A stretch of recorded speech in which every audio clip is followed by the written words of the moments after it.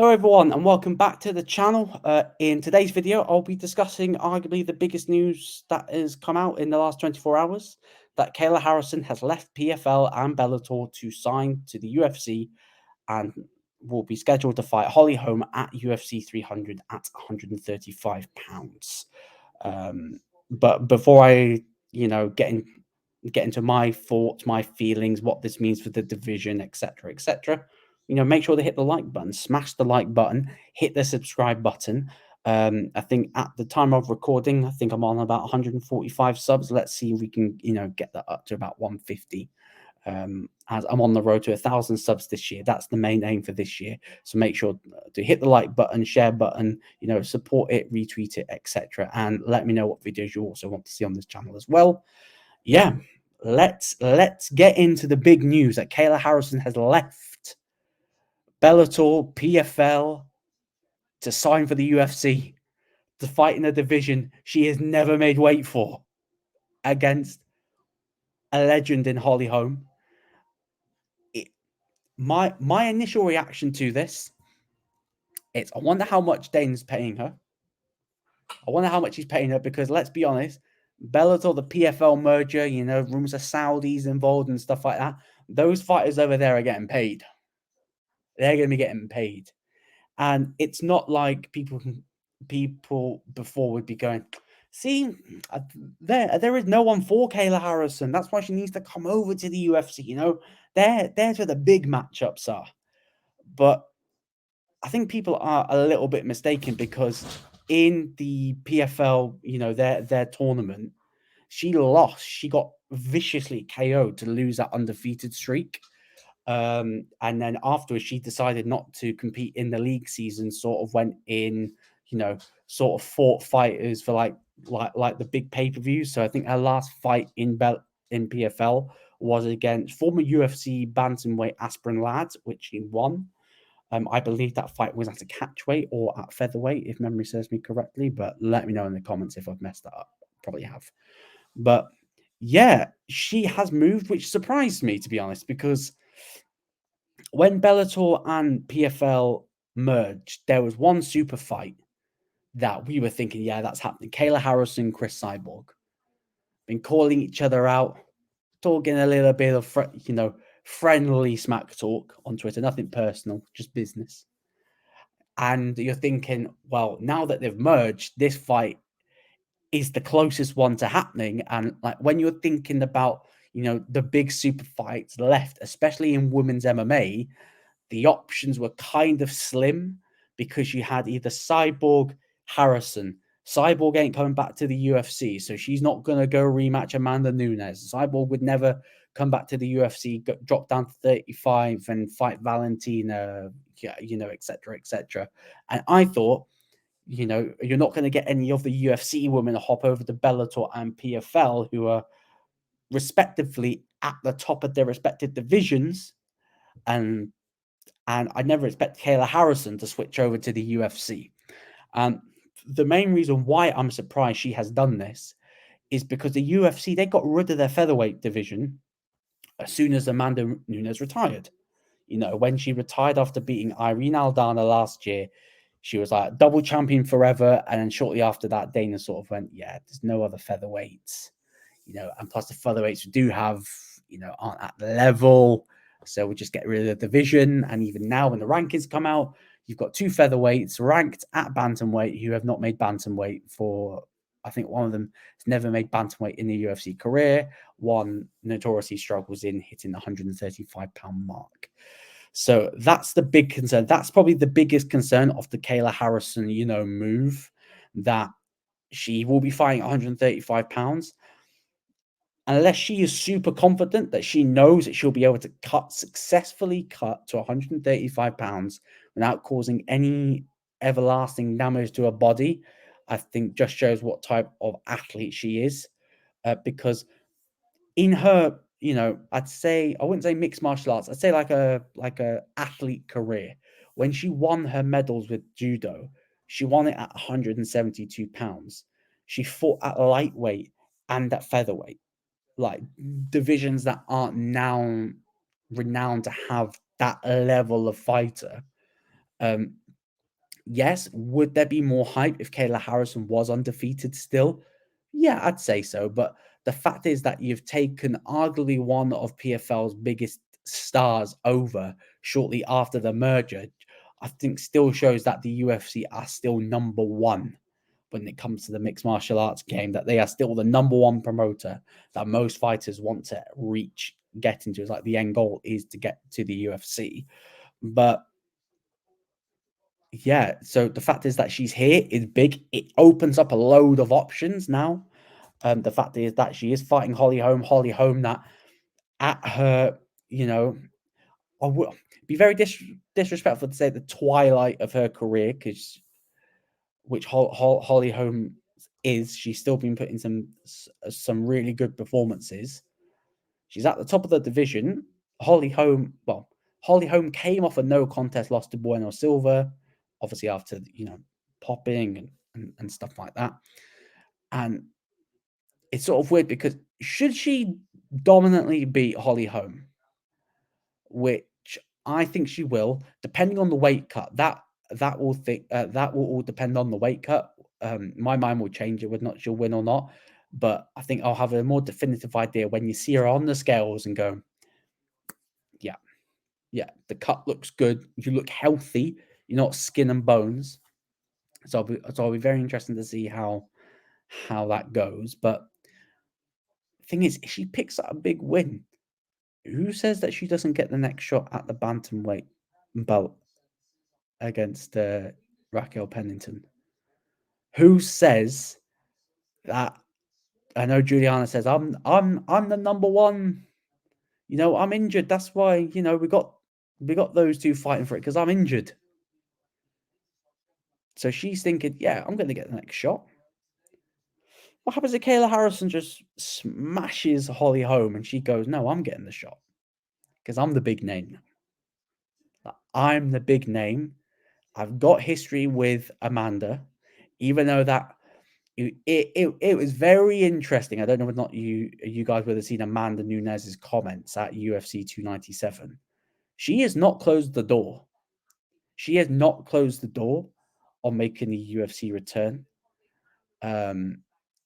Which is insane. The fact is that we could see her back in the octagon, but I reckon a few more things would need to happen for Amanda to make a return. But let's discuss on what Kayla Harrison. So another thing is, this could be the perfect opportunity for the UFC, if Dana and the UFC, to reopen that featherweight division, unless they've got a influx of top level featherweight talent coming through. Having Kayla Harrison come over would be the perfect opportunity, for them to reopen that division again after Amanda's retirement possibility. Or Kayla Harrison shows that she can successfully cut 135 pounds and she'll stay in that division, climbing up the rankings. The super fights that's available there, but there's a certain super fight that could potentially happen now. Two super fights. Amanda Nunes, should she come out of retirement, which I think there's a 50-50 possibility that we could see her probably next year. I wouldn't say this year, because when she retired, she said that her legs were pretty beat up. So she's probably having a lot of time to relax. Her wife's just had another child. So, so she's got family life to deal with at the moment. But I wouldn't rule out a return in 2025, personally. But there's Valentina Shevchenko. Valentina Shevchenko versus Kayla Harrison. Are you saying that if things don't fall in the right place, you're thinking that we wouldn't see that fight? Me and Callum discussed yesterday on Combat Catch Up. Make sure that you check that out. Link will be in the description to that show and to the Sanderson Show as well. Show love to Callum over there. Because we were discussing the UFC are going down the money fight option now. It's not you need to climb and you need to earn your ranking. It's if you sell, and if you sell well, we'll put the fight together. And the two names, like, this is a massive shakeup. This is a massive shakeup to the division. And the fact that it's on UFC 300, arguably going to be UFC's biggest card of the year, barring Conor McGregor's return. it's a perfect way to debut her. Where she fits in on the card, I got a feeling that I know we've got the women's title fight, Wei Li versus Zhao Yang Nan. I don't know whether or not they'll either open the main card or they'll headline the prelims. I know people are going to say, how on earth can, Kayla Harrison, your big signing, headlining the prelims for UFC 300? Like, you're mental, right? Well, on that card's going to be stacked. You've got Bobby Green, Jim Miller, Davison Figueiredo, Cody Garbrandt, Charles Oliveira versus Arman Sarukian, Bo Nickel versus Cody Brumage, Calvin Kattar, Aljamain Sterling. You've got Yuri Prochazka, Alexander Rakic. You've got Holloway Gaethje. So and then also another fight got announced. Yusuf versus Lopez at featherweight. Another banger. We saw Lopez closely lost to Mozov Evloev, who just beat Arnold Allen, last weekend. Another stacked fight on this card. So do not be surprised if this headlines like a prelims, or this will be on the prelims, because I know Dana said that he's expecting to announce the main event of UFC 300 this week. Me and Callum did discuss it slightly, but when that news drops of the announcement for UFC 300, who will main event, obviously I will do a video as quickly as I possibly can, because I know when it's a bit of a pain, really, because when the news gets released, I'm asleep. Like, it's 3 a.m. when Dana likes to release news, and like, I know that I'm up early, but then I'm up early and then I'm off to work, so I only get to do the videos in the evening. So once that main event drops, I'll try and do a video as quickly as I can to my reaction. But yeah, going back to Kayla Harrison joining the UFC, I think this is a massive move. This is a massive move. I'm actually really looking forward to the matchup. It's going to be a great style matchup. It's going to be a typical grappler versus striker. We know that Kayla Harrison, got caught with that vicious knockout, but she bounced back with a good win against Aspinall. For me, my only issues with her is the weight cut. The only issue, because if she has an unsuccessful weight cut and loses on the UFC debut, that hype, the train that she's on, I wouldn't say dies, but it takes a massive bump. In the road if she does lose against Holly Holm at UFC 300, because Holly Holm is like the proverbial gatekeeper. You beat Holly Holm, you're pretty close at the top of that division, really. So yeah, massive news. Kayla Harrison joins the UFC. Holly Holm, UFC 300. Let me know what you think in the comments below. Does her signing could it tempt Amanda Nunes out of retirement? Could we see more super fights? Could we see her skip the queue that gets the next title shot against Raquel Pennington? Let me know in the comment section below. Last thing I want to touch on is Tom Aspinall. Tom Aspinall, the UFC interim heavyweight champion, the rightful number one contender for John Jones's heavyweight championship. Tom's been tweeting recently. Nothing disrespectful, because Tom's a classy fighter. He doesn't need the trash talk. He's got common sense trash talk. When it's common sense trash talk, and you're like, I really want to disagree with that, but what you're saying is spitting facts. And he was talking about, about the new John Jones quotes and stuff, saying, "Oh, it wasn't about him," and stuff like that. And it was very interesting, because obviously him and Jones had that spat. I wouldn't say spat. I think just John Jones felt his ego a little bit, and John Jones doesn't like to be challenged when it comes to his ego. But he tweeted saying, "Believe it or not, I do respect John Jones," which is facts. Of course he does. Respect everything he's done. Wishes him the best in his recovery against Stipe. Yeah, so obviously then Tom tweeted that his manager was contacted by the UFC asking if he wanted to fight Stipe. Of course, Tom said yes, because he's the interim champ. He wants to get any way possible to get to his title shot, to his belt, in his mind, his belt. And yeah, then Stipe announced. Tom basically said that Stipe was like, yeah, thanks for the offer, but I'm only bothering fighting John Jones. And then obviously on that note, Tom said like he's going to stop crying and accept the fight ain't going to happen.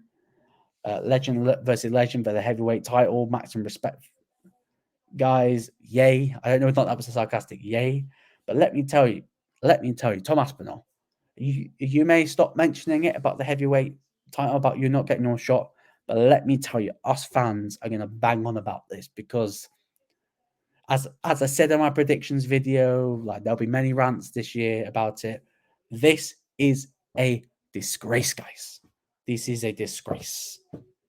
Never in UFC history has your interim champion had to defend that belt. Never had to defend that belt when the champion is active. Well, in this case, John Jones is injured. In this respect, John Jones would have been stripped for the belt and Aspinall would be fighting Stipe for the full belt, and then Jones would come back, to get the shot. Or Tom would be like, okay, I'll wait for Jones and, I will have the fight. Instead, we've gone down memory lane to book a fight that should have happened about 6 years ago in 2018 when Stipe was still in his prime. Instead, we're now waiting for Stipe that can't even walk on one leg properly. He needs his wife as a walking stick, almost, to fight. And it's wrong. It's wrong. It's turning into boxing. How it's so crazy. Boxing and UFC, they've switched around. There's more politics in the UFC than there was back when Dana would make the fights that made the most sense. Now it's making fights that make the most money. Now boxing and making fights that make the most sense. Well, it does help when Saudi Arabia are basically saying, be quiet.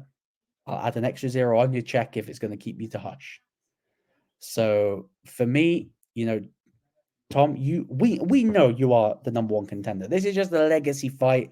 This is for both of them to, both of them have got one foot out the door. Double retirement happening at the end of that fight. It's an absolute disgrace. It's Dana's ways to get back at flipping Francis, because Francis, beat Dana's guy to beat him in Cyril Gane. Then Cyril Gane got demolished by Jones. And Francis has gone over to the PFL. He's gone to boxing. He arguably beat Tyson Fury.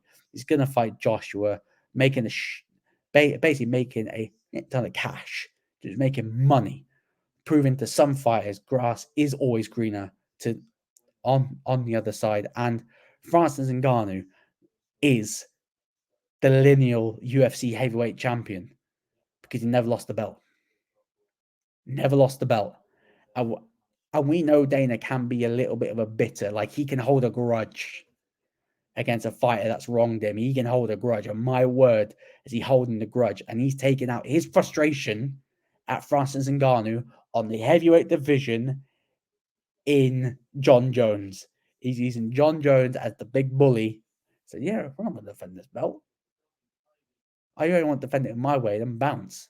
Because I just want his name on my resume. Crazy. It's a joke. Jones should be stripped. If you can't defend, strip.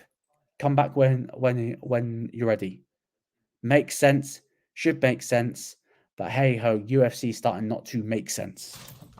But anyway, thank you guys for tuning into the video. Make sure to hit the like button, smash the subscribe button as well. We are on our road to 1,000 subscribers. Tune in to the channel this week. I'll do a reaction video of when Dana announces the main event for UFC 300. So yeah, just keep your eyes peeled on that, and we'll see you all very soon. Peace.